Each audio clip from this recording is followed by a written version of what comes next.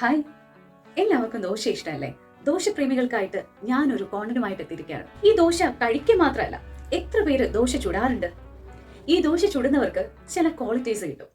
എന്തൊക്കെയാണ് ആ ദോശ ചുടുമ്പോൾ കിട്ടുന്ന ക്വാളിറ്റീസ് എന്ന് ചോദിച്ചു കഴിഞ്ഞാൽ 3 ക്വാളിറ്റീസ് ആണ്. ഒന്നും രണ്ടൊന്നും അല്ല. പേഷ്യൻസ്, ടൈമിംഗ് ആൻഡ് എന്താണ് പെർഫെക്ഷൻ. അപ്പോൾ പേഷ്യൻസ്, ടൈമിംഗ്, പെർഫെക്ഷൻ എന്നീ 3 ക്വാളിറ്റീസ് ആണ് ഒരു ദോശ ചുടുമ്പോൾ നമുക്ക് കിട്ടുന്നത്. ഒട്ടും സമയം താമസിപ്പിക്കേണ്ട, നാളെ തൊട്ട് രാവിലെ അടുക്കളയിൽ കയറി ദോശ തന്നെ ചുടാം അല്ലേ? ഈ ദോശ അങ്ങനെ ചുമ്മാ ചുട്ട് തരുന്നതല്ല. ആരെങ്കിലും ചുട്ട് തരുമ്പോൾ നമ്മൾ നന്നായിട്ട് കഴിക്കാറുണ്ട്. പക്ഷേ അനാവശ്യത്തിലധികം ഒന്ന് നമ്മൾ അതിന്റെ ഒരു ചൂടൊക്കെ കൂട്ടി ഒന്ന് ദോശ ചുട്ട് നോക്കി, അത് കഴിക്കാനും വലിയ സുമാറുണ്ടാവില്ല, അതുപോലെ തന്നെ കാണാനും വലിയ സുമാറുണ്ടാവില്ല. പക്ഷെ അതിൻ്റെതായിട്ടുള്ള രീതിയിലാണ് നമ്മൾ ദോശ ചുട്ടെടുക്കുന്നതെങ്കിൽ കറി ഒന്നും വേണ്ട, നമ്മൾ നന്നായിട്ട് ദോശ എൻജോയ് ചെയ്ത് കഴിക്കും. ഇതുപോലെയാണ് ജീവിതത്തിൽ.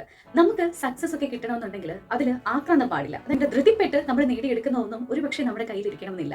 എന്നാൽ സമാധാനത്തോടെ ഹാർഡ് വർക്ക് ചെയ്ത് സമയമെടുത്ത് നമ്മൾ ചെയ്യുന്ന കാര്യങ്ങൾ ഏറ്റവും പെർഫെക്റ്റ് ആയിരിക്കും നമ്മുടെ ജീവിതത്തിൽ. അപ്പോൾ ഈ പെർഫെക്ഷനും ടൈമിങ്ങും പേഷ്യൻസും ഒക്കെ നമുക്ക് ഈ ഒരു കാര്യം കൊണ്ട് പഠിക്കാനായിട്ട് സാധിക്കും. ദോശ തരുന്ന ജീവിതത്തിലെ ഏറ്റവും മനോഹരമായ പാഠം തന്നെ പേഷ്യൻസ് ഈസ് പവർ എന്നാണ്.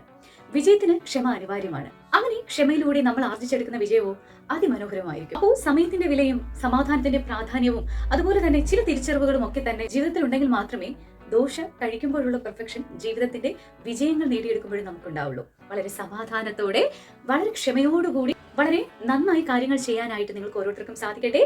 ജീവിതത്തിലുടനീളം നമുക്ക് അത് പ്രാവർത്തികമാക്കി മുന്നോട്ട് പോകാൻ എല്ലാവർക്കും സാധിക്കട്ടെ എന്ന് ഹൃദയം നിറഞ്ഞ് ആശംസിക്കുകയാണ്. മറ്റൊരു കോണ്ടന്റുമായി നമുക്ക് കാണാം മറ്റൊരു വീഡിയോയിലൂടെ.